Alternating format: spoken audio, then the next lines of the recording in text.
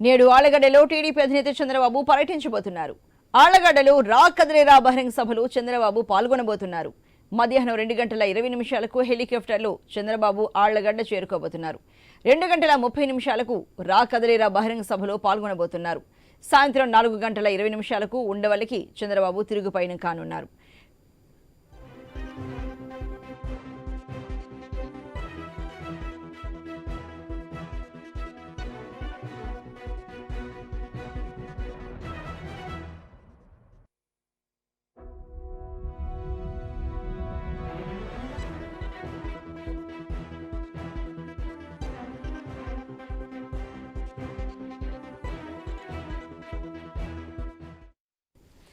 నేడు ఆళ్లగడ్డలో టీడీపీ అధినేత చంద్రబాబు పర్యటించబోతున్నారు. ఆళ్లగడ్డలో రా కదిలేరా బహిరంగ సభలో చంద్రబాబు పాల్గొనబోతున్నారు. మధ్యాహ్నం 2:20 హెలికాప్టర్లో చంద్రబాబు ఆళ్లగడ్డకు చేరుకోబోతున్నారు. 2:30 రా కదిలేరా బహిరంగ సభలో పాల్గొనబోతున్నారు. సాయంత్రం 4:20 తిరిగి ఉండవల్లికి చంద్రబాబు తిరుగు పయనం కాబోతున్నారు.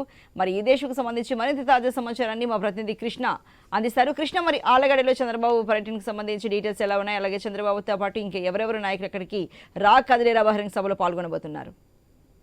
హసీనా, ఆళ్లగడ్డ నియోజకవర్గంలో ప్రధానంగా 40 నంబర్ జాతీయ రహదారి పక్కనే ఉన్న శోభాఘాట్ వద్ద సుమారు 14 ఎకరాల విస్తీర్ణంలో రా కదిలేరాకు సంబంధించిన భారీ బహిరంగ సభను ఏర్పాటు చేశారు. ఈ సభకు తెలుగుదేశం పార్టీ జాతీయ అధ్యక్షుడు నారా చంద్రబాబు నాయుడు గారు హాజరవుతున్నారు.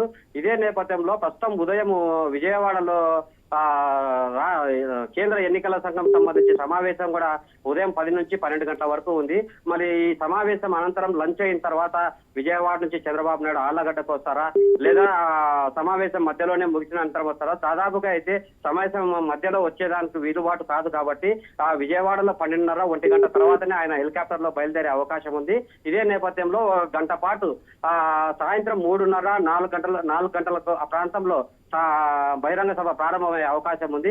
ఇదే నేపథ్యంలో మాజీ మంత్రి భూమా అఖిలప్రియ కూడా తానే సొంతంగా ఆళ్లగడ్డ నియోజకవర్గంలో ఈ సంబంధించిన భారీ ఫ్లెక్సీలు, తోరణాలకు సంబంధించి భారీ ఏర్పాట్లు కూడా ఆమెనే చేస్తున్నారు. ప్రస్తుతం ఆమె చేస్తున్న తీరుపై కూడా స్థానిక తెలుగుదేశం పార్టీలో కూడా కొద్దిపాటి అసంతృప్తి వ్యక్తం అవుతుంది. ఇదే నేపథ్యంలో ఏవి సుబ్బారెడ్డి కూడా ఈ బహిరంగ సభకు హాజరు కాకూడదని భూమా అఖిలప్రియ డైరెక్ట్ గా అల్టిమేటం జారీ చేయడంతో ప్రస్తుతం రాజకీయంగా తీవ్ర చర్చానీయాంశంగా మారింది.